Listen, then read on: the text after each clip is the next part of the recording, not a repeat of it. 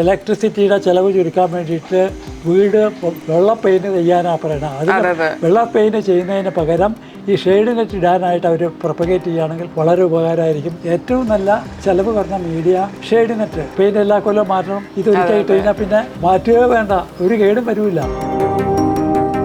IB Eden അദ്ദേഹമാണ് ഇപ്പോൾ ഉള്ളതിൽ ഏറ്റവും കൂടുതൽ സ്തുതിക്കപ്പെടേണ്ട ആള് സിറ്റി പ്ലാനിങ്ങിൽ IB ഈഡനാണ്. ഇത്ര ചെറുപ്പത്തിൽ രാജകുമാരനെ പോലെ ഇത്രയും അറിവുള്ള ഒരു മനുഷ്യന് ഇത്രയും ചെയ്യുന്ന ഒരാളില്ല.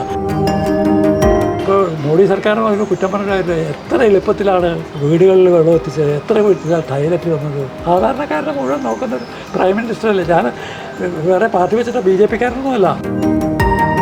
എറണാകുളത്ത് ഏറ്റവും കൂടുതൽ പ്രശ്നം എന്ന് പറയുന്നത് വെള്ളക്കെട്ടാണ്. ഇത് ലോ ലാൻഡാണ്. മഴ പെയ്തു കഴിഞ്ഞാൽ ഏതായാലും വെള്ളക്കെട്ട് ആയിരിക്കില്ല. മേയറൊന്നും മനഃപൂർവ്വം ചെയ്യുന്നതല്ല. മഴ പെയ്ത് മേയർ എന്ത് ചെയ്യാൻ നോക്കും? ഒരിക്കലും ചവറ് വീഴ്ത്തുന്ന ചെടികൾ റോഡ് സൈഡിലൊന്നും പാടില്ല. റോഡിനെ പറ്റിയിട്ട് എന്നെക്കാൾ ഏറ്റവും അറിയാവുന്ന ആൾ സഫാരി TVയുടെ സന്തോഷ് സാറാണ്. അതെ, ഫോർട്ട് കൊച്ചിയിലെ ഒരു പ്രതിമ കത്തിക്കുമല്ലോ, എന്താ അതിൻ്റെ പേര്? ഇവിടെ എല്ലാ കൊല്ലവും കായലിൻ്റെ നടുക്ക് അവിടെ ഒരു വലിയ പാപ്പാഞ്ഞ് വെച്ചിട്ട് കത്തിക്കുകയാണെങ്കിൽ ഫോർട്ട് കൊച്ചിയിൽ പകുതി തിരക്ക് കുറയ്ക്കാമെന്ന് പറഞ്ഞപ്പോൾ ഗ്രോസറി പാലത്ത് നിന്ന് നോക്കിയാൽ ഒക്കെ കാണാവുന്ന സ്ഥലത്ത് വെച്ചാൽ ആളുകൾക്ക് നിന്ന് കാണാൻ. 90 വയസ്സായി. 90 ഇയേഴ്സിൽ ഈ ഒരു സംഭവം മെയിൻറ്റെയിൻ ചെയ്ത് പോകാന്ന് പറഞ്ഞാൽ അതൊരു ഭയങ്കര ഒരു വലിയ കാര്യമാണ് ആക്ച്വലി. ഇതിന് വേറെ ഉദ്ദേശമൊന്നുമില്ല. ഒരു സ്ക്വയർ ഫീറ്റിന് 2 രൂപയിൽ താഴെ വരുള്ളൂ ഈ ഷെയ്ഡ് നെറ്റ്. ഇതിപ്പോൾ 1500 സ്ക്വയർ ഫീറ്റോളം ഇടാനായിട്ട് എനിക്ക് 2000 രൂപയുടെ ഷെയ്ഡ് നെറ്റ് ആവശ്യം വന്നുള്ളൂ. എൻ്റെ കൂടെ നിന്ന് ഗസ്റ്റ് ആയിട്ടുള്ളത് retired deputy director employment VK Krishnan sir. Hello sir, welcome to the show. സാറിൻ്റെ ഒരു ഭയങ്കര ഇനിഷ്യേറ്റീവ് ചെയ്തിട്ടുള്ള ഒരു പ്രോജക്റ്റ് ഭയങ്കര വൈറലായിട്ട് ന്യൂസ് പേപ്പറിലൊക്കെ വരികയും ആൾക്കാരൊക്കെ ഡിസ്കസ് ചെയ്യുകയും ചെയ്തു. ഭയങ്കര റെലവൻ്റ് ആയിട്ടുള്ളൊരു കാര്യമായിരുന്നു. നമ്മുടെ വീടുകളിലൊക്കെ ചൂട് കുറയ്ക്കാനായിട്ട് എന്ത് ചെയ്യും എന്നൊക്കെ ഇങ്ങനെ ഭയങ്കര ഡിസ്കഷൻസ് ഒക്കെ പോകുമ്പോഴാണ് സാറിൻ്റെ ഒരു ആർട്ടിക്കിൾ വരുന്നത്. അപ്പം അത് എങ്ങനെയാണ് ആ ഒരു സംഭവത്തിലേക്ക് വന്നത്? ഞാൻ ഇത് ഇത്രയും പ്രധാനമായിട്ട് ചിന്തിക്കാൻ കാരണം, എൻ്റെ വീട്ടിലെ ഫസ്റ്റ് ഫ്ലോറിൽ ഇരിക്കുമ്പോൾ അതിൻ്റെ താഴെ ഒരു ഷെഡുണ്ട്. ആ ഷെഡിൽ സൂര്യരശ്മി വന്നടിച്ചിട്ട് മുകളിലേക്ക് ഭയങ്കര ചൂട്, സഹിക്കാൻ വയ്യാത്ത ചൂട് വന്നപ്പോൾ ഞാൻ വിചാരിച്ചു അത് റിഫ്ലക്റ്റഡ് റേ കൊണ്ടാണ് വരുന്നത്. അതുകൊണ്ട് റിഫ്ലക്റ്റഡ് റേ ഇല്ലാതാക്കിയാൽ ആ ചൂട് ഉണ്ടാവില്ല എന്നുള്ളത് എനിക്ക് തോന്നി. അതിന് കാരണമുണ്ട്. ഞാൻ മഹാരാജാസ് കോളേജിലെ ഓൾഡ് സ്റ്റുഡൻ്റാണ്. ഇൻ്റർമീഡിയറ്റിന് ഫസ്റ്റ് ഗ്രൂപ്പാണ് പഠിച്ചത്. BSCക്ക് വന്നപ്പോൾ ഫിസിക്സ് ആയിരുന്നു. ഫിസിക്സിൽ ഞങ്ങൾ ആദ്യമായിട്ട് ലൈറ്റ് എന്നുള്ള പ്രോഗ്രാമിൽ റേസിനെ പറ്റി പഠിച്ചു. അതിൽ ഇൻസിഡൻറ്റ് റേനെ പറ്റി പഠിച്ചപ്പോൾ ഇൻസിഡൻറ്റ് റേ പ്ലെയിൻ സർഫസിൽ വീണാൽ അത് അങ്ങനെ തന്നെ റിഫ്ലക്റ്റ് ചെയ്യും. അതേ സമയത്ത് റഫ് സർഫസിൽ വീണാൽ റിഫ്ലക്റ്റ് ചെയ്യില്ല എന്നുള്ളത് മനസ്സിലാക്കി. ആ തത്വം അടിസ്ഥാനപ്പെടുത്തിയിട്ട് ഇവിടെ ആ താഴെയുള്ള ഷെയ്ഡ് നെറ്റിൻ്റെ ടെറസിൻ്റെ മുകളിൽ ഷെയ്ഡ് നെറ്റ് ഇട്ടാൽ റിഫ്ലക്ഷൻ ഉണ്ടാവില്ല എന്നുള്ളത് എനിക്ക് മനസ്സിലായി. കാരണം ഈ ഷെയ്ഡ് നെറ്റ് ഒരു റഫ് സർഫസാണ്, അത് പ്ലെയിൻ സർഫസ് അല്ല. അപ്പോൾ നമ്മുടെ പ്ലെയിൻ സർഫസ് റഫ് സർഫസാക്കി മാറ്റാൻ ഏറ്റവും നല്ല ചിലവ് കുറഞ്ഞ മീഡിയ ഷെയ്ഡ് നെറ്റ് ആണ്. അപ്പോൾ ഞാൻ ഷെയ്ഡ് നെറ്റ് മേടിച്ചിട്ട് അതിൻ്റെ മുകളിലിട്ട് 15 കൊല്ലമായിട്ട് ആ ഷെയ്ഡ് നെറ്റിന് യാതൊരു കേടും അത് ഇരിക്കുകയാണ്. ഞാൻ വിചാരിച്ച എഫക്റ്റ് അവിടെ കിട്ടുകയും ചെയ്തു. ഫസ്റ്റ് ഫ്ലോറിൽ ഒരിക്കലും ചൂട് വന്നില്ല. ഇതേ തത്വം അനുസരിച്ച് ടെറസിൻ്റെ മുകളിൽ ഷെഡിൻ്റെ മുകളിലും ഞാൻ ഷെയ്ഡ് നെറ്റ് ഇട്ടു. അപ്പോൾ അവിടെയും ഈ ചൂട് വളരെ കുറഞ്ഞ്. അപ്പോൾ എനിക്ക് തോന്നി ഇവിടെ ഏറ്റവും വലിയ ടെറസുള്ളത് സിവിൽ സ്റ്റേഷനിലാണ്, കളക്ട്രേറ്റിലാണ്. കളക്ട്രേറ്റ് ഏറ്റവും വലിയ ടെറസാണുള്ളത്. ഞങ്ങളുടെ എംപ്ലോയ്മെൻറ്റ് ഓഫീസ് 5ാമത്തെ നിലയിൽ ആണ് ഉള്ളത്. ഞാനവിടെ വർക്ക് ചെയ്തിട്ടില്ല, പക്ഷേ അവിടെ വിസിറ്റ് ചെയ്തിട്ടുണ്ട്. ഞാൻ ഡെപ്യൂട്ടി ഡയറക്ടർ ആയിരിക്കുമ്പോഴത്തേക്കും തിരുവനന്തപുരത്താണ്. അന്ന് എംപ്ലോയ്മെൻറ്റ് ഓഫീസ് എറണാകുളം ടൗണിൽ പനമ്പിള്ളിയുടെ വീട്ടിലായിരുന്നു, പിള്ളേപ്പടിയിലായിരുന്നു. പിന്നീട് രാജൻ സാറ് കളക്ടറായിരിക്കുന്ന കാലത്താണ് സിവിൽ സ്റ്റേഷൻ അങ്ങോട്ട് മാറ്റിയത്. സിവിൽ സ്റ്റേഷൻ്റെ 5ാമത്തെ നിലയിലേക്ക് ഞങ്ങളുടെ എംപ്ലോയ്മെൻറ്റ് ഓഫീസ് അങ്ങനെ തന്നെ മാറി. ഡിവിഷണൽ എംപ്ലോയ്മെൻറ്റ് ഓഫീസറും ഡിസ്ട്രിക്റ്റ് എംപ്ലോയ്മെൻറ്റ് ഓഫീസറും ഒക്കെ അവിടെ, ഓഫീസൊക്കെ അവിടെയാണുള്ളത്. അതിൻ്റെ മുകളിൽ ഉച്ചയ്ക്ക് ചെന്നാൽ ഭയങ്കര ചൂടാണ്. ആ ചൂട് മാറ്റണമെങ്കിൽ ഇതിടുകയായിരിക്കും നല്ലതെന്ന് തോന്നി. പക്ഷേ പറഞ്ഞാൽ അത് ഭരിക്കാൻ തോന്നില്ല. അപ്പോൾ ഞാൻ വിചാരിച്ചു ഇത് കളക്ടറോട് പറഞ്ഞു കഴിഞ്ഞാൽ സിവിൽ സ്റ്റേഷനിലെ മുകളിൽ ഇടാൻ സാധിച്ചേക്കും എന്നങ്ങനെ വിചാരിച്ചിരുന്നു. ഫ്ലവർ ഷോവിന് GCDA ചെയർമാനും അഗ്രി ഹാർട്ടിക്കൾച്ചറൽ സൊസൈറ്റിയുടെ പ്രസിഡൻ്റ് എന്നുള്ള നിലയ്ക്ക് കളക്ടറും ഞാൻ അതിൻ്റെ വൈസ് പ്രസിഡൻ്റാണ്. അപ്പോൾ അതുകൊണ്ട് കളക്ടറായിട്ട് ഞാൻ വളരെ അടുപ്പാണ്. കളക്ടറോട് പറയണമെന്ന് വിചാരിച്ചു, പക്ഷേ ഇതുവരെ എനിക്ക് നേരിട്ട് പറയാൻ സാധിച്ചിട്ടുള്ള പരിചയം ഉണ്ടെങ്കിലും അതേ സമയത്ത് ഞാൻ കേരള ഗവൺമെൻറ്റുകാരനോട് ഈ കാര്യം പറഞ്ഞപ്പോൾ അവരിവിടെ വന്നിട്ട് അതിൻ്റെ ഫോട്ടോ എടുത്തിട്ട് ചാനലിലിട്ടു. ധാരാളം ആളുകൾ അറിഞ്ഞു. ഏതാണ്ട് 2 ലക്ഷം ആളുകൾ അത് വായിച്ചിട്ട് ഈ നെറ്റിട്ട് തുടങ്ങിയിട്ടുണ്ട്. രാജ്യം മുഴുവൻ, ഇവിടെ മാത്രമല്ല ആഫ്രിക്കൻ കൺട്രീസിലൊക്കെ ചെറിയ ചെറിയ സ്ഥലങ്ങളിൽ ഈ ഷെയ്ഡ് നെറ്റിട്ടാൽ ഇത് കിട്ടും. അത് അറിഞ്ഞിരിക്കണം. ശരിക്കും പറയുകയാണെങ്കിൽ സഫാരി TV-യുടെ സന്തോഷ് ജോർജ് കുളങ്ങരെ ഈ കാര്യം ധരിപ്പിക്കണം നിങ്ങൾ. അദ്ദേഹം വിചാരിച്ചു കഴിഞ്ഞാൽ ഇത് ലോകം മുഴുവൻ പരത്തും. മാത്രമല്ല അദ്ദേഹം വിചാരിച്ചാൽ അത് പരത്തുന്നിടത്ത് പരത്താം. ഇതിന് വേറെ ഉദ്ദേശമൊന്നുമില്ല. ഇത് എത്ര ചീപ്പായിട്ടുള്ള ഒരു സ്ക്വയർ ഫീറ്റിന് 2 രൂപയിൽ താഴെ വരുള്ളൂ ഈ ഷെയ്ഡ് നെറ്റ്. ഇതിപ്പോൾ 1500 സ്ക്വയർ ഫീറ്റോളം ഇടാനായിട്ട് എനിക്ക് 2000 രൂപയുടെ ഷെയ്ഡ് നെറ്റ് ആവശ്യം വന്നുള്ളൂ. അത് ഇടാനായിട്ട് കേടുവരാതെ പിടിച്ചിടാനായിട്ട് കുറച്ച് ചിലവുണ്ട്. ഏതാണ്ട് 5000 റുപ്പീസോളം ഷെയ്ഡ് നെറ്റ് ഡിസ്പ്ലേ മുകളിൽ കെട്ടാനായിട്ടുണ്ട്. കൂലി വരും. അത് ഒരു കാലത്തും പോകാതിരിക്കാനായിട്ട്. അപ്പോൾ ഒരിക്കൽ ഇട്ട് കഴിഞ്ഞാൽ പിന്നെ അത് മാറേണ്ട കാര്യമില്ല. മഴയത്ത് ഒന്നും കേടുവരില്ല ഈ നെറ്റ്. 80% ചൂട് അത് വിത്തോൾഡ് ചെയ്യും. അപ്പോൾ നമ്മൾ സിവിൽ സ്റ്റേഷനിൽ ഇത് ഇടുകയാണെങ്കിൽ 5ാമത്തെ നിലയിലുള്ള എല്ലാ ആളുകൾക്കും വളരെ ഉപകാരമായിരിക്കും. ഇപ്പം മഴ കഴിഞ്ഞാൽ അടുത്ത കൊല്ലം മഴ തുടങ്ങുന്നതിന് മുമ്പ് കളക്ടറെ ഇത് ധരിപ്പിച്ചിട്ട് സിവിൽ സ്റ്റേഷനിൽ ഇത് ഇടുകയാണെങ്കിൽ ഏറ്റവും നല്ലത്. അതാണ് ഏറ്റവും കൂടുതൽ ടെറസുള്ള സ്ഥലം സ്റ്റേറ്റിൽ. അതിൻ്റെ ഉദ്ദേശമാണ് ഞാനിത് പറഞ്ഞത്. പക്ഷേ അദ്ദേഹം എത്തിക്കാനെത്തില്ല. പക്ഷേ പല നാട്ടുകാർക്കും ഇത് ചെറിയ ചെറിയ വീട്ടുകാരൊക്കെ ഇത് ഉപയോഗിക്കുന്നുണ്ട്. ചുരുക്കി പറഞ്ഞ ഒരു 10,000 രൂപയ്ക്കുള്ളിൽ സാധാരണക്കാരായ ആൾക്കാർക്കും എല്ലാവർക്കും ഈ ഒരു സമ്മർ ടൈം, ഈ ഒരു ഇത്രയും സീരിയസ് ആയിട്ടുള്ള ഒരു വേനൽക്കാലം തരണം ചെയ്യാൻ പറ്റുന്ന ഒരു സിമ്പിൾ മെത്തേഡാണ്. അതെ. നമ്മളുടെ ഇലക്ട്രിസിറ്റി ബോർഡ് ഒരു ഡിപ്പാർട്ട്മെൻ്റ് ഉണ്ട്, ഞാൻ മറന്നുപോയി, CMC. അവർ ഇലക്ട്രിസിറ്റിയുടെ ചിലവ് ചുരുക്കാൻ വേണ്ടിയിട്ട് വീട് വെള്ള പെയിൻറ് ചെയ്യാനാണ് പറയണത്. അതിന് വെള്ള പെയിൻറ് ചെയ്യുന്നതിന് പകരം ഈ ഷെയ്ഡ് നെറ്റ് ഇടാനായിട്ട് അവർ പ്രൊപ്പഗേറ്റ് ചെയ്യുകയാണെങ്കിൽ വളരെ ഉപകാരമായിരിക്കും. Black surface absorb temperature, white surface reflect, ആ പ്രിൻസിപ്പിളാണ് അവരോട് ഉപയോഗിക്കുന്നത്. അതുകൊണ്ട് എല്ലാം വൈറ്റ് പെയിൻ്റ് അടിക്കാനാണ് അവർ പറയുന്നത്. അതിൻ്റെ സ്ഥാനത്ത് എത്രയോ എളുപ്പത്തിൽ പെയിൻ്റ് എല്ലാ കൊല്ലം മാറ്റണം. ഇതൊരിക്കൽ ഇട്ട് കഴിഞ്ഞാൽ പിന്നെ മാറ്റുകയോ വേണ്ട, ഒരു കേടും വരില്ല. സാധാരണക്കാർക്കറിയില്ല. അറിഞ്ഞാൽ തന്നെ ഞാൻ ഫിസിക്സ് സ്റ്റുഡൻ്റ് ആയാലും എൻ്റെ മനസ്സിൽ വന്നു, അത് ചെയ്തു, അത്രയേ ഉള്ളൂ. ആപ്ലിക്കേഷൻ ഓഫ് ഞാൻ ഒരു കാര്യം മഹാരാജാസ് കോളേജിലെ ഓൾഡ് സ്റ്റുഡൻസ് അസോസിയേഷനിലെ എക്സിക്യൂട്ടീവ് കമ്മിറ്റി മെമ്പറാണ്. തുടങ്ങിയ കാലം മുതൽ ഞാനതിൻ്റെ ഭക്തമാണ്. മഹാരാജാസ് കോളേജിലെ ഇൻ്റർമീഡിയറ്റ് ഗാലറി എന്ന് പറയുന്നത് കേരളത്തിലെ ഏറ്റവും നല്ല ഗാലറി ആയിരുന്നു. അവിടെ ഇരുന്നാണ് ഞാൻ ഫിസിക്സ് പഠിച്ച് BSc അവിടെ തന്നെ ഏറ്റവും നല്ല ഗാലറി ആയിരുന്നു. ഇപ്പോൾ രാജഭരണം പോയപ്പോഴത്തേക്കും അതിൻ്റേതായ മഹിമ കുറഞ്ഞിട്ടുണ്ടെന്നാൽ തന്നെ ഏറ്റവും നല്ല ഡിപ്പാർട്ട്മെൻറ്റിൽ ഒന്നാണ് ഫിസിക്സ് ഡിപ്പാർട്ട്മെൻറ്റ്. അവിടെ ഇരുന്ന് ഫിസിക്സ് പഠിക്കാൻ സാധിച്ചതിന് അതിൻ്റെ ഒരു ആപ്ലിക്കേഷനാണിത്. അതിൽ പത്മാവതി അമ്മ എന്ന് പറയുന്ന പ്രൊഫസറാണ് എന്നെ ഈ റേസിനെ പറ്റി പഠിപ്പിച്ചത്. ഞാൻ അവരെ സ്മരിക്കുകയാണ്. ഞാൻ ഇവിടെ വന്നപ്പം ആക്ച്വലി ഭയങ്കര സ്ട്രൈക്ക് ചെയ്തൊരു കാര്യമാണ് സാറിൻ്റെ വീടും ഇതിൻ്റെ ചുറ്റുപാടെന്ന് പറഞ്ഞാൽ പച്ചപ്പ് കൊണ്ട് ഇങ്ങനെ നിറഞ്ഞു നിൽക്കുകയാണ്.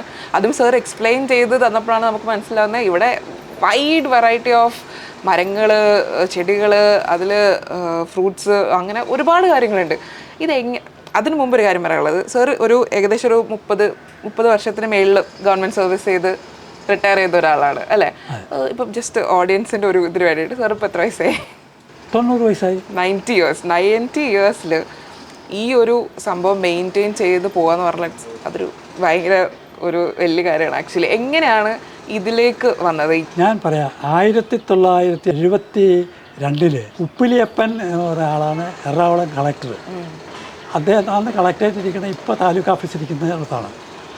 അദ്ദേഹം ഒരു മീറ്റിംഗ് കൂടിയിട്ട് അഗ്രി ഹാർട്ടിക്കൾച്ചർ സൊസൈറ്റി എന്ന് പറയുന്ന ഒരു സൊസൈറ്റി ഉണ്ടാക്കിയിട്ട് ചെടികളെല്ലാം പ്രൊപ്പഗേറ്റ് ചെയ്യാനായിട്ടും നാട്ടുകാർക്ക് ഏറ്റവും ചുരുങ്ങിയ ചെലവിൽ നല്ല ചെടികൾ കിട്ടുമെന്നുള്ള ഉദ്ദേശത്തിൽ തുടങ്ങിയതാണ് അഗ്രി ഹാർട്ടിക്കൾച്ചർ സൊസൈറ്റി. അത് തുടങ്ങിയ കാലം മുതൽക്കേ ഞാനതിൻ്റെ മെമ്പറാണ്. 1972 മുതൽക്ക്. ഞാനിപ്പോൾ അതിൻ്റെ അഗ്രി ഹാർട്ടിക്കൾച്ചർ സൊസൈറ്റിയുടെ വൈസ് പ്രസിഡൻ്റാണ്, കളക്ടർ അതിൻ്റെ പ്രസിഡൻ്റാണ്. ഇവിടെ ഫ്ലവർ ഷോ നടത്തുന്ന മുഴുവൻ അഗ്രി ഹാർട്ടിക്കൾച്ചർ സൊസൈറ്റി. ഒരു ഫ്ലവർ ഷോ എന്ന് പറഞ്ഞാൽ ഒരു ഫ്ലവർ ഷോ കഴിഞ്ഞാൽ അത് ഒരു നഴ്സറിയുടെ സീലുണ്ട്. അതിൽ കേരളത്തിലും ഇന്ത്യയിലുള്ള സകല തരത്തിലുള്ള ചെടികളും പ്രൊപ്പഗേറ്റ് ചെയ്യുന്ന ഒരു സ്ഥലമാണ്. നല്ല ചെടികൾ കിട്ടും. ഒരു ഫ്ലവർ ഷോ കഴിഞ്ഞാൽ ഏതെങ്കിലും ഒരു പുതിയ ചെടി ഉണ്ടാകും. അത് മേടിച്ച് വെക്കാനുള്ള ഒരു സന്ദർഭം നമുക്ക് കിട്ടും. അങ്ങനെയാണ് ഞാൻ ഇതുമായിട്ട് കൂടുതൽ ബന്ധപ്പെടാൻ തുടങ്ങിയത്. പെട്ടെന്ന് ഇവിടെ എന്തൊക്കെ വെറൈറ്റീസ് ഓഫ് സാധനങ്ങളുണ്ട് പെട്ടെന്നൊന്ന് പറയുകയാണെങ്കിൽ? അല്ല, ഇവിടെ ഇപ്പോൾ ഞാൻ ചെറിയൊരു സ്ഥലം, അതിനകത്ത് ഞാൻ ഏറ്റവും ഇഷ്ടപ്പെടുന്ന ചെടി ട്രാവലേഴ്സ് പാമ്പാണ്. അതൊരു പന ട്രാവലേഴ്സ് പാമ്പ്. അത് മരുഭൂമിയിൽ സഞ്ചരിക്കുന്ന ആളുകൾക്ക് വെള്ളം കിട്ടാതെ ഇരിക്കുമ്പോഴത്തേക്കും അതിൻ്റെ പട്ടം മുറിച്ചിട്ട് വെള്ളം എടുക്കാനായിട്ട് ഉപയോഗിച്ചിരുന്നത്. അതുകൊണ്ടാണ് ട്രാവലേഴ്സ് ഫാം എന്ന് പറയുന്നത്. ഞങ്ങളുടെ ശ്രീനാരായണ വിദ്യാപീഠം തൃപ്പൂണിത്തുറ സ്കൂളുണ്ട്. അവിടെ ഏതാണ്ട് 40 ട്രാവലേഴ്സ് ഫാം നിൽക്കുന്നുണ്ട്. നിങ്ങൾ വന്നാൽ കാണാൻ മനോഹരമായിട്ട് നിൽക്കും. അതിൻ്റെ താഴെ നിൽക്കുന്ന മുഴുവൻ പോട്ടറ്റ് ആന്തൂര്യംസാണ്. ഇപ്പോഴുള്ള ആന്തൂര്യംസ് എല്ലാം വലിയ വലിയ അല്ല, പോട്ടറ്റ് ആന്തൂര്യംസ് എന്ന് പറയുന്നത് അതവിടെ നിങ്ങൾക്ക് കാണാം. ഇവിടെ ഏതാണ്ട് 400 ചെടിച്ചട്ടികളുണ്ട്. ഈ ചെടിച്ചട്ടികൾ മുഴുവൻ പ്ലാസ്റ്റിക്കിൻ്റെ കളറും ഉള്ള ചെടിച്ചട്ടികളാണ്. അപ്പോൾ അത് ഒരു കാലത്തും പെട്ടെന്ന് കേടുവരില്ല, പെയിൻറ്റ് ചെയ്യേണ്ടി വരില്ല. അതാണ് അതിൻ്റെ അത് തന്നെ ഒരു ഭംഗിയാണ്. ആ ഗാർഡന് ഭംഗി വരാൻ കാരണം ചെടിച്ചട്ടികളാണ്. ഏതെങ്കിലും അവിടെ ഒരു യെല്ലോ പാം നിൽക്കുന്ന കാണാം, വലിയൊരു ചെടിച്ചട്ടിയിലാണ് വെച്ചേക്കുന്നത്. ആ യെല്ലോ പാമ്പിന് 1500 രൂപയോളം വിലയുള്ളതാണ്. എനിക്ക് പാം ഹൗസ് ഉണ്ട്, പനകളുടെ ഒരു കൂട്ടം. പിന്നെ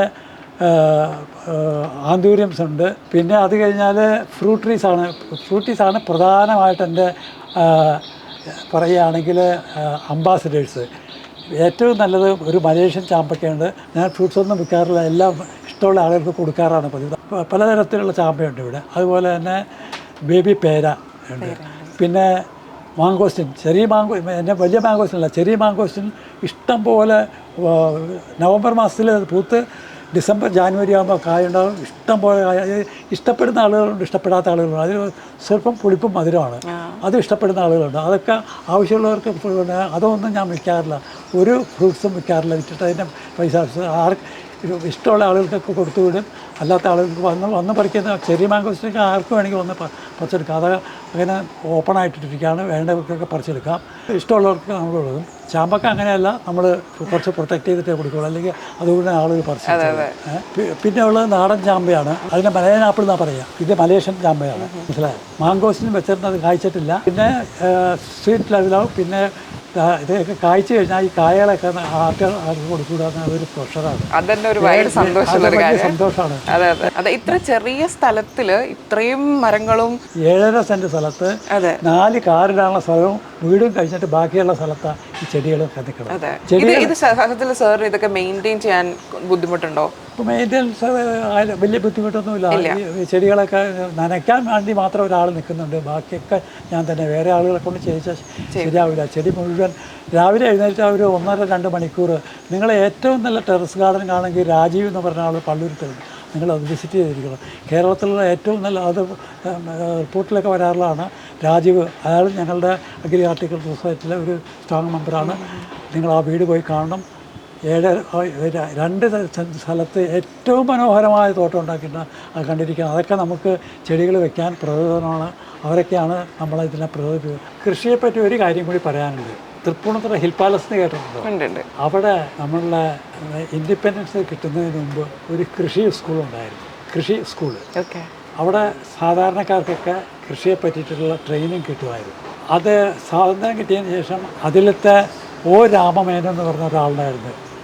അദ്ദേഹമാണ് ഈ NES ബ്ലോക്കുകളിൽ മുഴുവൻ, കേരളത്തിലുള്ള മിക്കവാറുമുള്ള NES ബ്ലോക്കുകളിൽ മുഴുവൻ പോയിട്ട് ഗ്രാമസഹായ ക്യാമ്പ്, അതായത് നമ്മൾ നാട്ടുകാരെ മുഴുവൻ കൃഷി പഠിപ്പിക്കുന്ന ക്യാമ്പുകളാണ്. അവരാണ് ഈ കമ്പോസ്റ്റ് വളം ഉണ്ടാക്കാനും കൃഷിക്കുള്ള ബാലപാഠങ്ങൾ കൊടുത്തത് ഈ രാമമേനനാണ്. ഞാനും ധാരാളം ക്ലാസ് മാറ്റാം. അതിൻ്റെ ഒരു ബാക്ക്ഗ്രൗണ്ട് എനിക്കുണ്ട്. സാറിൻ്റെ ആർട്ടിക്കിളിൽ ആക്ച്വലി വായിച്ചപ്പോഴും പിന്നെ അതേപോലെ സാർ സംസാരിച്ചപ്പോൾ എനിക്ക് കിട്ടിയൊരു ഇൻസൈറ്റ് എന്ന് പറഞ്ഞാൽ, ഒരു സിറ്റി പ്ലാൻ ചെയ്യുമ്പം അത് എനിക്ക് തോന്നുന്നു നമ്മുടെ ഇന്ത്യയിൽ ഒരു പല സിറ്റികളുടെ ഒരു ഡ്രോബാക്കാണ് ഒരു ബേസിക് പ്ലാനിങ്. ഒരു സിറ്റി എങ്ങനെ ആയിരിക്കണം എന്നുള്ളതിൻ്റെ ഒരുപാട് പ്രശ്നങ്ങൾ, അതായത് പ്രോപ്പറായിട്ടൊരു പ്ലാനിങ് ഇല്ലാത്തതിൻ്റെ കുറേ പ്രശ്നങ്ങൾ. ഇപ്പോൾ നമ്മൾ സാറിന് ഇവിടുത്തെ പാർക്കുകളെക്കുറിച്ചും ഇവിടെയുള്ള വൃക്ഷങ്ങളെക്കുറിച്ചും അതിൻ്റെ ഒരു അറേഞ്ച്മെൻറ്റിനെ കുറിച്ചും എനിക്ക് വളരെ ഭയങ്കര നോളജ് ഉള്ള പോലെ എനിക്ക് തോന്നി. അപ്പോൾ സോ ഈ ഒരു നമ്മുടെ കൊച്ചി സിറ്റി ആ ഒരു രീതിയിൽ ഒന്ന് വിലയിരുത്തുവാണെങ്കിൽ എങ്ങനെയായിരിക്കും സാർ അതിനോട് റെസ്പോണ്ട് ചെയ്യുക? ഇപ്പോൾ ഉള്ളത് ഡെവലപ്പ് ചെയ്യാൻ നമുക്ക് പറ്റുള്ളൂ. അതെ, ഇപ്പോൾ ഉള്ളത് ഡെവലപ്പ് ചെയ്യാവുന്ന ഉള്ളത് പഴയ പോലെ തന്നെ സ്റ്റഡി ചെയ്തിട്ട് ഒരിക്കലും ചവറ് വീഴ്ത്തുന്ന ചെടികൾ റോഡ് സൈഡിലൊന്നും പാടില്ല. പിന്നെ ഞാൻ നേരത്തെ പറഞ്ഞ പോലെ നമുക്കിപ്പോൾ ഇവിടെ റോഡിനെ പറ്റിയിട്ട് എന്നെക്കാൾ ഏറ്റവും അറിയാവുന്ന ആൾ സഫാരി ടി വിയുടെ സന്തോഷ് സാറാണ്. അദ്ദേഹത്തിനോട് ചോദിച്ചാൽ ലോകം മുഴുവൻ കണ്ടിട്ടുള്ള ആളാണ് അയാളെടുക്കുന്നത്. പക്ഷേ നമ്മുടെ ബേസിക് നോളജ് അനുസരിച്ച് ഈ സിറ്റി മനോഹരമായ സ്ഥലമാണ്, നമ്മളുള്ളത് നശിപ്പിക്കാതിരുന്നാൽ മതി. നല്ലൊരു പാർക്ക്, നല്ലൊരു റോഡ്, അത് കഴിഞ്ഞാൽ കായലും പാർക്കും റോഡുമായിട്ടുള്ള ബന്ധം നിലനിർത്തുക എന്നുള്ളത് ഏറ്റവും അതിപ്പോൾ GCD വന്നതിന് ശേഷം മനോഹരമായിട്ട് 1.5 കിലോമീറ്റർ ദൂരത്തിലാണ് ഇപ്പോൾ മറൈൻ ഡ്രൈവ് നിൽക്കുന്നത്. നമുക്ക് ഈ പാർക്ക് വന്നായിരുന്നു. അതുപോലെ ഹൈബീഡ് ഒന്നാന്തരം മറ്റേ അവിടെ 1 കിലോമീറ്റർ ദൂരത്തിൽ ചാക്യാത്ത് പാർക്ക്. അത് ഈ പാർക്കിനൊരു വെല്ലുവിളിയായിട്ടാണ് അദ്ദേഹമാണ് ഇപ്പോൾ ഉള്ളതിൽ ഏറ്റവും കൂടുതൽ സ്തുതിക്കപ്പെടേണ്ട ആൾ നമ്മുടെ നമ്മുടെ സിറ്റി പ്ലാനിങ്ങിൽ ഹൈബീഡിനെയാണ്. ഇത്ര ചെറുപ്പത്തിൽ രാജകുമാരനെ പോലെ ഇത്രയും അറിവുള്ള ഒരു മനുഷ്യൻ ഇത്രയും ചെയ്യുന്ന ഒരാളില്ല. സ്തുതിക്കാം. ഞാൻ ഒരു പാർട്ടിയിൽ ഇത് പറയുന്നതല്ല, ഞാൻ പാർട്ടിയിൽ പറയുകയാണെങ്കിൽ അനിൽകുമാറിയുടെ ഇലക്ഷൻ അപ്പോൾ അദ്ദേഹത്തിൻ്റെ കൂടെ പോയിട്ടുള്ളതാണ്. അപ്പോൾ അതൊന്നുമല്ല, നമ്മൾ നല്ല കാര്യങ്ങൾ ചെയ്യുമ്പോൾ ഇത്ര ചെറുപ്പത്തിൽ ഇത്രയും ചെയ്യാൻ കഴിവുള്ള ആൾ നമ്മൾ സിറ്റിയിൽ പ്ലാൻ എത്ര വലിയൊരു സ്ഥലമാണ്. ഇപ്പോൾ രാത്രി ആളുകൾ പെറ്റുപണിക്ക് ശേഷം ഇവിടെയുള്ള സകല ബിസിനസ്സുകാരും ഹാൻസ് മുഴുവൻ പോയിരിക്കുന്ന സ്ഥലമാണ്. നന്ദിയാത്ത് പോയിട്ടുണ്ടോ? ഇല്ല അല്ലേ? പോയിട്ട് നോക്കിയിട്ടില്ല അല്ലേ? രാത്രി 8 മണിക്ക് ശേഷം നമ്മൾ പോയി നോക്ക്, എത്ര ആളുകളാണ് വന്നിരിക്കുന്നത്. എന്തൊരു വലിയ റോഡാണ് അവിടെ. എറണാകുളത്തിൻ്റെ ഏറ്റവും മനോഹരമായ ഭാഗമാണല്ലോ ഇപ്പോൾ ഹൈക്കോടതി അപ്പുറത്തുള്ള ആ മൾട്ടി സ്റ്റോറി ബിൽഡിംഗ്. ക്ലീനായിട്ടുള്ള സ്ഥലം, നീറ്റായിട്ടിരിക്കാം. ഒറ്റ കാര്യത്തിൽ മാത്രമേ ഉള്ളൂ, സഫാരി ടി വിയിൽ പറഞ്ഞ പോലെ അവിടെ ഇപ്പോൾ ചവറ് വീഴ്ത്താൻ തുടങ്ങിയത്. അത് IBയുടെ വിചാരിച്ച് അത് നിർത്താനൊക്കെ എറണാകുളത്തിൻ്റെ ഏറ്റവും മനോഹരമായ ഭാഗങ്ങളൊന്നും അതായത് പാർക്കൊക്കെ ഇവിടെ ഉണ്ടെങ്കിലും ഇവിടുന്ന് അങ്ങോട്ട് ഷിഫ്റ്റ് ചെയ്തിരിക്കുകയാണ്. രാത്രി ആയിക്കഴിഞ്ഞാൽ 8 മണി മുതൽ രാത്രി 1 മണി വരെ എന്തൊരു ആൾക്കൂട്ടം. യു ഷുഡ് പോകാൻ അവിടെ പോയി നോക്കണം കേട്ടോ. എന്തോരം സ്ഥലമാണ് നമുക്ക് കിടക്കുന്നത്, എത്ര മനോഹരമായിട്ട് കായൽ തീരങ്ങളൊക്കെ. ഞാൻ വേറൊരു സജഷൻ കൊടുത്തിട്ടുണ്ടായിരുന്നു. ഇവിടെ ഫോർട്ട് കൊച്ചിയിലെ ഒരു പ്രതിമ കത്തിക്കുമല്ലോ, എന്താ അതിൻ്റെ പേര്, പാപ്പാനി. ഇവിടെ എല്ലാ കൊല്ലവും കായലിൻ്റെ നടുക്ക് അവിടെ ഒരു വലിയ പാപ്പാഞ്ഞി വെച്ചിട്ട് കത്തിക്കുകയാണെങ്കിൽ ഫോർട്ട് കൊച്ചിയിൽ പകുതി തിരക്ക് കുറയ്ക്കാമെന്ന് പറഞ്ഞു. പക്ഷേ അത് കൺസിഡർ ചെയ്യാമെന്നാണ് GCD. അതിന് ചില ഡിഫിക്കൽട്ടീസ് ഉണ്ടാവും. അവിടെ കത്തിക്കുമ്പോൾ ഇവിടെ തീ പടരുമെന്നോ, ക്രൗഡ് മാനേജ്മെന്റ്, സ്പേസിന്റെ അത് കായലിൻ്റെ നടുക്കാണ്. ഗോശ്രീ പാലത്തിൽ നിന്ന് നോക്കിയാൽ ഒക്കെ കാണാവുന്ന സ്ഥലത്ത് വെച്ചാൽ ആളുകൾക്ക് നിന്ന് കാണാൻ അവിടത്തെക്കാളും ഉണ്ടാവും. ഒരു 100 അടി ഉയരമുള്ള ഒരു പാപ്പാഞ്ഞി വെക്കുക. അതിന് കൊടുത്താണ് ഞങ്ങളുടെ ഫ്ലവർ ഷോയിലെ മീറ്റിങ്ങിൽ ഞാൻ പറഞ്ഞ GCD ചെയർമാൻ കൺസിഡർ ചെയ്യാമെന്നും പറഞ്ഞിട്ടുണ്ട്.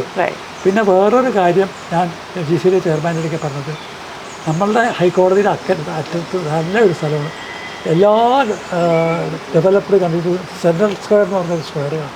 നല്ല ആളുകൾക്കൊക്കെ പോയിരിക്കാൻ കൂടാനുള്ള ഫൗണ്ടനും വേണം.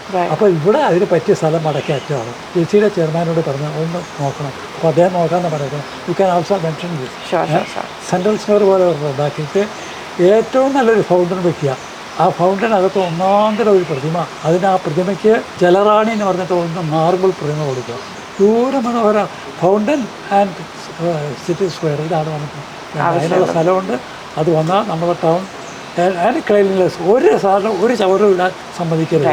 അത് നാട്ടുകാരെ ട്രെയിൻ ചെയ്ത് ഇപ്പോൾ ഇതെല്ലാം ഇങ്ങനെ ഇരുന്നത് നമ്മുടെ കുട്ടികളെ ട്രെയിൻ ചെയ്താൽ കുട്ടികളെ സ്കൂൾ മുതൽക്ക് ട്രെയിൻ ചെയ്തെടുത്താൽ മതി, അവർ നോക്കിക്കോളും. അതെ, എക്സാക്ട്ലി. സത്യം പറഞ്ഞാൽ നമുക്ക് എഡ്യൂക്കേഷൻ സിസ്റ്റത്തിൽ ഒരു വലിയ ഗ്യാപ്പാണ്.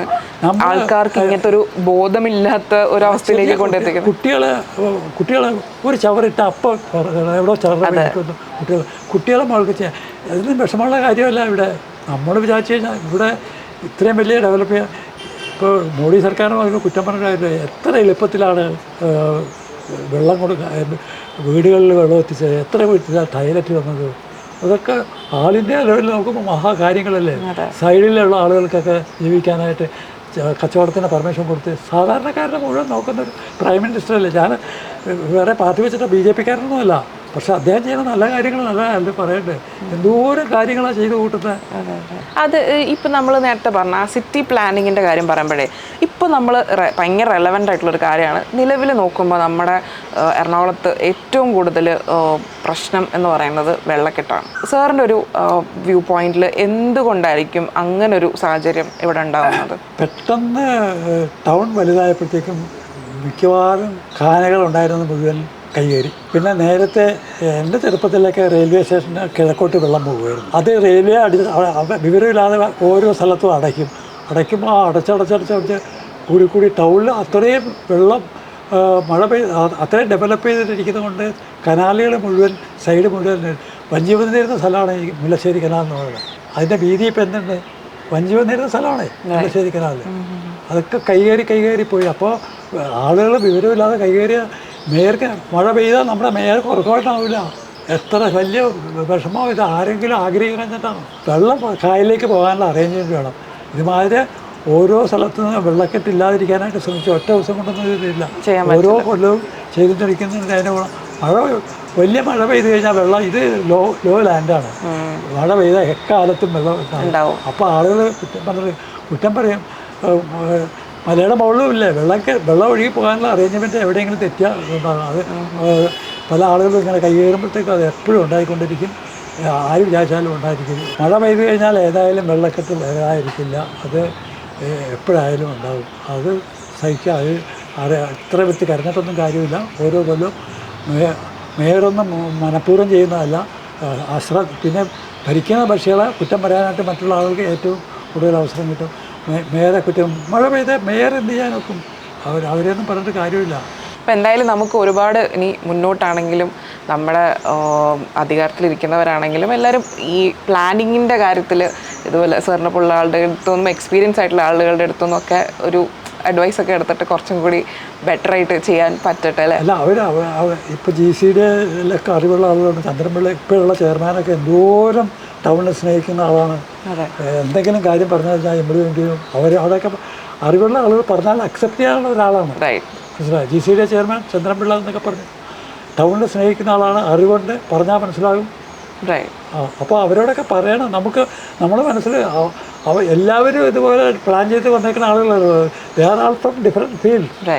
ഇത് ഞങ്ങളൊക്കെ ഇത്രയും പറയണം. ഞങ്ങൾ വേറെ ഇവിടെ തന്നെ താമസിച്ച് ഇതൊക്കെ കണ്ടിട്ടുള്ളതുകൊണ്ടാണ് പറയണത്. എന്നോടൊന്നും എക്സ്പീരിയൻസ് ഉള്ള ആളുകൾ ഇവിടെ വളരെ കുറവായിരിക്കും. ഈ സ്വാതന്ത്ര്യത്തിന് മുമ്പ് ജനിച്ച എത്ര പേര് ഇവിടെ കാണും? ബ്രിട്ടീഷ് ഭരണകാലവും കണ്ടിട്ടുണ്ട്, സ്റ്റേറ്റ് ഭരണകാലവും കണ്ടിട്ടുണ്ട്, രാജഭരണകാലവും അല്ലാത്തതും കണ്ടിട്ടുള്ള ആളുകളാണ്. അപ്പോൾ ഞങ്ങളുടെയൊക്കെ എക്സ്പീരിയൻസ് പകർത്താറുണ്ട്, കേൾക്കാറുണ്ട്. അതിൽ ഞങ്ങൾക്ക് സന്തോഷമുള്ളൂ. അതെ, എന്തായാലും സാറിൻ്റെ ആ ഒരു എക്സ്പീരിയൻസും നോളജും നമുക്ക് ഇപ്പം ഇൻഡിവിജ്വലി സാർ ഇവിടെ ക്രിയേറ്റ് ചെയ്തിട്ടുള്ള ഈ ഒരു എൻവയൺമെൻറ്റ് ഉണ്ടല്ലോ, അത് ഒരുപാട് ഇനി ഇത് കാണുന്ന ഒരുപാട് ആളുകൾക്ക് അതൊരു ഇൻസ്പിറേഷൻ ആവട്ടെ, അവരിലേക്ക് എത്തട്ടെ, ഇതിൽ നിന്ന് എന്തെങ്കിലുമൊക്കെ അഡാപ്റ്റ് ചെയ്യാൻ ശ്രമിക്കട്ടെ എന്ന് നമുക്ക് ഹോപ്പ് ചെയ്യാം. സോ അങ്ങനെ പറഞ്ഞുകൊണ്ട് ഇത്രയും നേരം നമുക്ക് വേണ്ടി ഇത്രയും നോളജ്, കുറേ ഇൻഫർമേഷൻസ്, കുറേ കാര്യങ്ങൾ ആക്ച്വലി ഈ ഒരു സിറ്റിയെക്കുറിച്ചുള്ള കുറേ ഹിസ്റ്ററി കേൾക്കാൻ പറ്റി. അതെല്ലാം ഷെയർ ചെയ്തതിന് സാറിന് ഒരുപാട് താങ്ക് യു. അപ്പം സാറിന് എന്താ പറയാനുള്ളത് ലാസ്റ്റ്? ഒരു വികാസ് വാണി എന്നുള്ളൊരു പ്രോഗ്രാം നിങ്ങൾ കേട്ടത് ആൾ ഇന്ത്യ റേഡിയോയിൽ 6:45 തൊട്ട് 7:15 വരെ വികാസ് വാണി എന്നുള്ള പ്രോഗ്രാം. അതിൽ പറയുന്നതൊക്കെ 8ാം ക്ലാസ് വരെ പഠിച്ചിട്ടുള്ള കൃഷി വിദഗ്ധന്മാർ എന്തോരം ആളുകളാണ് അവർക്ക് കിട്ടുന്നത്. ഇപ്പോൾ നമ്മളുടെ ഇവിടെയുള്ള ഏറ്റവും വലിയ വികസനം നടക്കുന്നത് കൃഷി ഡിപ്പാർട്ട്മെൻറ്റിലാണ്. കൃഷി ഓഫീസേഴ്സ് അവരാണ് ഇപ്പോൾ നോളജ് പരത്തുന്നത്. ഈ 8ാം ക്ലാസ്സുകാർക്കൊക്കെ അവരെ മൊബൈലിൽ കൂടിയിട്ട് ധാരാളം അറിവുകൾ പറഞ്ഞുകൊണ്ടിരിക്കുക. ഏതെങ്കിലും ഒരു അറിവുണ്ടെങ്കിൽ അതൊക്കെ സയൻറ്റിഫിക് ആയിട്ടുള്ള ട്രെയിനിങ്ങും പ്രോഗ്രാം. നമ്മളൊക്കെ ശരിയായിട്ടുള്ള കൃഷി അഗ്രികൾച്ചർ യൂണിവേഴ്സിറ്റി ഉണ്ട്. അവിടെ പോയിട്ട് നമ്മളൊരു ബേസിക് ട്രെയിനിങ് കിട്ടുകയാണെങ്കിൽ എന്തൊരു ഗുണമാണ്. എങ്ങനെയാണ് ഒരു പോട്ടിംഗ് മിക്സ്ചർ ഉണ്ടാക്കുന്നത്, എങ്ങനെയാണ് ഒരു ചെടി നടുന്നത്, എന്താണ് അതിന് വളം ചെയ്യേണ്ടത്, എന്താണ് പ്ലാന്റ് പ്രൊട്ടക്ഷൻ മെഷേഴ്സ്, ഇതൊക്കെ സയൻറ്റിഫിക്കായിട്ട് അറിഞ്ഞിരിക്കണം. അത് വെറും 7ാം ക്ലാസ്സുകാരും 6ാം ക്ലാസ്സുകാരുമായിട്ടുള്ള ആളുകൾക്ക് ട്രെയിനിങ് കൊടുത്തിട്ട് ഈ ഡിപ്പാർട്ട്മെൻറ്റ് എന്തോരാണ് ഡെവലപ്പ് ചെയ്തിട്ടിരിക്കുന്നത്. അതുപോലെ നമുക്കൊക്കെ എല്ലാ ആളുകൾക്കും കൃഷിയിൽ ബേസിക് ആയിട്ടൊരു നോളജ് വേണം. ശരിയാണ്, വെറുതെ പറഞ്ഞുകൊണ്ട് കാര്യമില്ല. എഫേർട്ട് എടുക്കണം. അത് നമ്മൾ കൃഷി ഡിപ്പാർട്ട്മെൻറ്റിൽ നിന്ന് ഇവിടെ കൃഷി സ്കൂളൊക്കെ ഉണ്ട്, പക്ഷേ ചിലപ്പോൾ വിളിച്ചാൽ അവർ വരില്ല, അവർക്ക് ടൈം ഉണ്ടാവില്ല. ഒരു കൃഷി ഓഫീസർക്ക് വരുമ്പോൾ. അപ്പോൾ ഏറ്റവും കൂടുതൽ കൃഷി ഡിപ്പാർട്ട്മെൻറ്റ്, ഏറ്റവും നല്ല ഡിപ്പാർട്ട്മെൻറ്റ് ഒന്നായിട്ട് ഞാൻ കാണുന്നത് ഇലക്ട്രിസിറ്റിയും കൃഷിയുമാണ്. അവരത്രയും വർക്ക് ചെയ്യുന്നുണ്ട്. കൃഷി ഡിപ്പാർട്ട്മെൻറ്റ് അവർക്ക് ധാരാളം ചെയ്യാൻ സാധിക്കും. സാധാരണ ആളുകളെ ട്രെയിൻ ചെയ്യാൻ അവർ വിചാരിച്ചാൽ ഇതൊക്കെ ഇപ്പോഴത്തെ എല്ലാം സയൻറ്റിഫിക്കായിട്ട് കൃഷിയൊക്കെ പോകുന്നത്. കമ്പ്യൂട്ടറാണ് കൃഷിയിലൊക്കെ ഉപയോഗിക്കുന്നത്. അപ്പോൾ ആ മോഡേൺ കൃഷികൾ അറിഞ്ഞിരിക്കണമെങ്കിൽ എല്ലാ ആളുകൾക്കും ഒരു ബേസിക് ട്രെയിനിങ് ഉണ്ടായിരിക്കണം. അതിനെന്ത് ചെയ്യാൻ പറ്റും, നിങ്ങളൊക്കെ കൂടി പ്രൊപ്പഗേറ്റ് ചെയ്യും. Right, absolutely. അപ്പം എന്തായാലും എനിക്ക് ഈ ഒരു സെഷനിൽ നിന്ന് എനിക്ക് മനസ്സിലാക്കിയൊരു കാര്യം എന്ന് വെച്ചാൽ age is just A number. ഏത് ഏജിലായാലും ഏത് സിറ്റുവേഷനിലായാലും നമുക്ക് കുറേ കാര്യങ്ങൾ പേഴ്സണലി നമ്മളുടെ ചുറ്റുപാടിൽ ചെയ്യാനുണ്ട്. അപ്പം അതിന് സാർ ഒരു ഭയങ്കര വലിയൊരു എക്സാമ്പിളാണ്. സോ അതെല്ലാവരും കണ്ട് പഠിക്കട്ടെ, അഡാപ്റ്റ് ചെയ്യട്ടെ, അങ്ങനെ ഒരു നല്ലൊരു എൻവയൺമെൻറ്റ് ഉണ്ടാക്കിയെടുക്കാൻ നമുക്ക് പറ്റട്ടെ. So thank you so much sir, thank you for your time.